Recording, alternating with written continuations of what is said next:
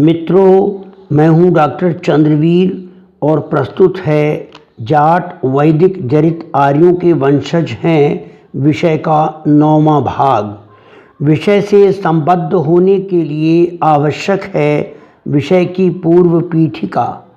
वस्तुतः पूर्व ऋग्वैदिक काल में जिन चरवाहे गुजरों ने घुमंतु जीवन छोड़कर कृषि कार्य को अपना मुख्य धंधा बनाया, वे अपने सहोदर गुजरों के द्वारा जरित आर्य कहलाए। इन्हीं जरित आर्यों में से जिन्होंने ब्रह्म की खोज की, शिक्षण कार्य शुरू किया और वेदों की रचना की, वे जरित ब्राह्मण वर्ण में दीक्षित हुए। जिन जरित आर्यों ने पीढ़ी दर पीढ़ी सैन्य कार्य किया, वे क्षत्रिय जाने गए। उन्हीं उत्तर वैदिक कालीन क्षत्रियों के वंशज आज खत्री जाने जाते हैं।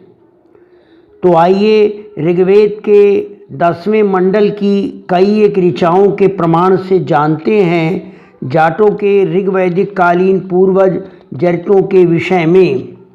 मित्रों, ऋग्वेद के 10वें या आखिरी मंडल के 27वें सूक्त की पहली ऋचा में राजन इंद्र अपने पुत्र वसुक्र को जरित संबोधित करके अपनी कर्म वृत्ति के बारे में परिचित कराते हैं। ऋचा इस प्रकार है। असत्सु में जरिता साविवेगो यत सुनमते यज्यमानाय शिक्षम अनाशीर्दाम अहम अस्मि प्रहंता सत्यधुव्रतम व्रजीनायंतम आभुम। अर्थात, हे जरित पुत्र वसुक्र, मेरा सदैव ही यह सत प्रयास रहता है कि यज्ञ के अनुष्ठान करता यज्ञमान साधकों को उनका अभीष्ट फल प्राप्त हो। जो सत्य जीवन और यज्ञीय कर्म से रहित होकर दुष्टाचरण करते हुए घूमते हैं, मैं उनका समूल नाश कर देता हूँ।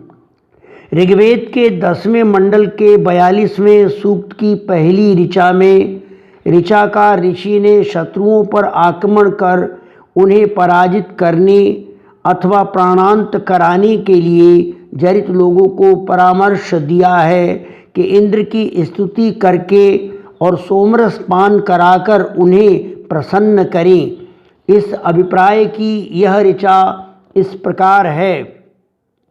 अस्तेव सुप्रतरम लायम अश्यन भूषण्यव प्रभरा स्त्रोम असमये वाचा विप्रास्तरत वाचमयो निरामाय जरितः सोम इंद्रम। अर्थात, हे जरित लोगों, जिस प्रकार धनुर्धारी अत्यंत कौशल से लक्ष्यवेदी बाणों का प्रहार करते हैं, पुरुष उत्तम रीति से आभूषणों से सज्जित होते हैं, उसी प्रकार होशियारी से अपने शत्रुओं और प्रतिस्पर्धियों को परास्त करने के लिए तुम लोग राजन इंद्रदेव की श्रेष्ठ स्तुतियां कर उन्हें सोमरस पान की ओर आकर्षित करो, अर्थात सोमरस पान कराओ। ऋग्वेद के 10वें मंडल के 42वें सूक्त की 7वीं ऋचा में जरित लोग इंद्र से शत्रुओं का नाश कर उनकी गायें और अश्व आदि पाने की कामना व्यक्त करते हैं। ऋचा इस प्रकार है। आराच्छन्नुमप वाधस्व दूरम अग्रो या शंभा पुरुहूत तेन अस्मेधेयी यमम अदगोम इंद्र क्रधि धियम जरित्रे वाजरत्नाम।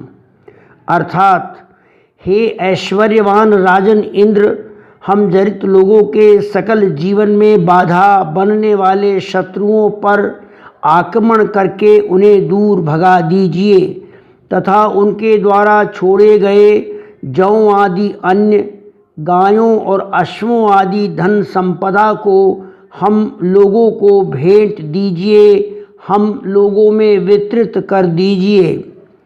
ऋग्वेद के 10वें मंडल के 45वें सूक्त की पहली ऋचा में जरित लोगों के द्वारा जाने गए अग्नि के विभिन्न स्वरूपों के ज्ञान पर प्रकाश डाला गया है और बताया गया है कि किस किस उत्पत्ति के आधार पर अग्नि क्या क्या नामकरण पाती है, अर्थात अग्नि के क्या क्या नामकरण किए गए हैं। इस अग्नि ज्ञान को व्यक्त करने वाली ऋचा इस प्रकार है।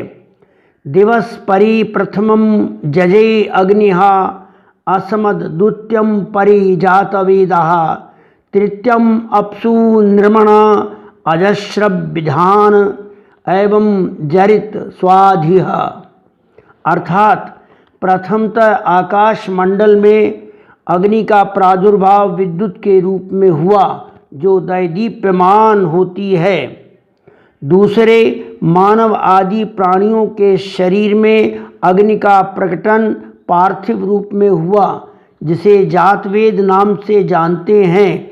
ज्ञान इसी अग्नि के सहाय से ग्रहण होता है। तीसरी अग्नि उत्पन्न होती है समुद्र में, उसकी लहरों के तीव्र घर्षण से। इस अग्नि को बड़वा नल कहा जाता है। जरित लोग अग्नि के महत्व और उसके विभिन्न स्वरूपों को भली भांति जानते हैं। वे सदैव अग्नि को संरक्षित रखते हैं और नित्य ही प्रातः सायं अग्निहोत्र करते हैं। ऋग्वेद के 10वें मंडल के 142वें सूक्त की पहली ऋचा में स्पष्ट किया गया है कि जरित लोग जीव के शरीर, पृथ्वी पर बसे संसार और दिव्य जगत यानी ब्रह्मांड के तीनों तापों का निदान अग्नि को ही जानते और मानते हैं।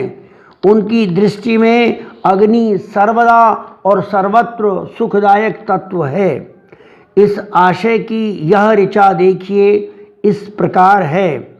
अयम अग्नि जरिता त्वे अभूदपि सहसा सूनो नः अन्यद स्तया अप्यम भद्रम ही शर्म त्रिवरूथम अस्ति ता आरे हिंसानाम दी दुआ कृधि, अर्थात हे अग्नि, हम जरित लोगों के लिए आपके अलावा और कोई लक्ष्य नहीं है, क्योंकि आप ही दैहिक, भौतिक और दैविक इन तीनों दुखों का निवारण करने वाली हो।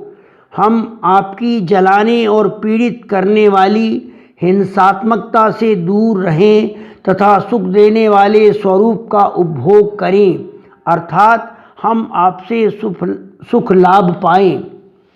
इस प्रकार ऋग्वेद के 10वें मंडल की कुछ ऋचाओं के माध्यम से जाटों के ऋग्वैदिक कालीन पूर्वज जरितों के जीवन के कई पक्षों का उद्घाटन हुआ है। इन्हीं ऋचाओं से ऋग्वैदिक आर्यावर्त के राजनायक इंद्रदेव के जरित होने की सूचना मिलती है। इसका सीधा सा प्रमाण ये है कि एक ऋचा में इंद्र ने अपने पुत्र वसुक्र को जरित्र कहकर संबोधित किया है। यज्ञ जरित आर्यों का पुनीत कर्म था, इसीलिए अन्य आर्य एवं आर्येतर लोग जरितों को यजमान या यजमान भी कहा करते थे। इंद्र यजमानों के विकास के लिए कार्य करते थे तथा यज्ञ न करने वाले दुराचरणियों का समूल नाश किया करते थे। चूँकि इंद्र सोमरस प्रिय थे और सोमरस पान करके अति प्रसन्न हुआ करते थे, इसलिए उनका स्वागत अभिनंदन कर जरित लोग उन्हें सोमरस पान कराया करते थे और प्रतिफल स्वरूप इंद्र जरितों को नवीन कृषि भूमि आवंटित करते तथा गाय और अश्व आदि भेंट किया करते थे। कई एक ऋचाओं के माध्यम से जरित लोगों के अग्नि संबंधी ज्ञान का बोध होता है कि वे 3 प्रकार की अग्नि को जानते थे। नंबर 1 आकाशीय अग्नि यानी विद्युत, नंबर 2 जीव के शरीर को संचालित करने वाली जातवेद अग्नि, नंबर 3 समुद्र के पानी को जला देने वाली वड़वा अनल या वड़व अग्नि। नित्य जीवन में अग्नि के उपयोग के दृष्टिगत जरित लोग अग्नि को अपने घरों में राख से दबाकर संरक्षित रखते थे। उनकी वैज्ञानिक मान्यता थी कि अग्नि दुख निवारक सुखदायी तत्व है। अग्नि के बिना ना तो भौतिक दुख मिट सकते हैं, ना दैहिक दुख और न दैविक दुख ही। सब प्रकार के दुख और प्रदूषण के अंत के उद्देश्य से जरित लोग अग्निहोत्र किया करते थे। उनके विचारों के अनुसार जल, वायु, पृथ्वी और आकाश की भांति अग्नि तत्व का अपना ही महत्व है, जिसके बिना न पादप जगत जीवित रह सकता है और न जीव जगत ही। मित्रों, सूच्य है कि जाट वैदिक जरित आर्यों के वंशज हैं। जारी इस विषय के अंतर्गत ऋग्वेद की कुल 52 ऋचाओं को भाष्य सहित इन 9 भागों में प्रस्तुत किया गया है, जिनसे जाटों के ऋग्वैदिक पूर्वजों यानी जरितों का कुछ परिचय मिलता है कि वे स्वयं को देव या सुर कहते थे। इसी कारण उनके राजन इंद्र को देवराज अथवा सुरेंद्र विभीषण से सम्मानित किया गया है। वे परंपरा से गाय, बैल और अश्व आदि पशु पालते थे और पूर्व ऋग्वैदिक काल से ही कृषि करते आए थे।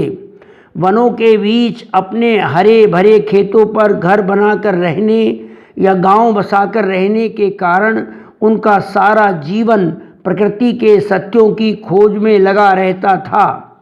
मित्रों, ऋग्वेद से जरित विषयक अनुसंधान का ये 9वां और अंतिम भाग यहीं संपन्न होता है तथा अगले यानी 10वें भाग में यजुर्वेद की कुछ चुनिंदा ऋचाओं के साक्ष्य स्वरूप जरित लोगों के यजुर्वैदिक जीवन पर प्रकाश डाला जाएगा।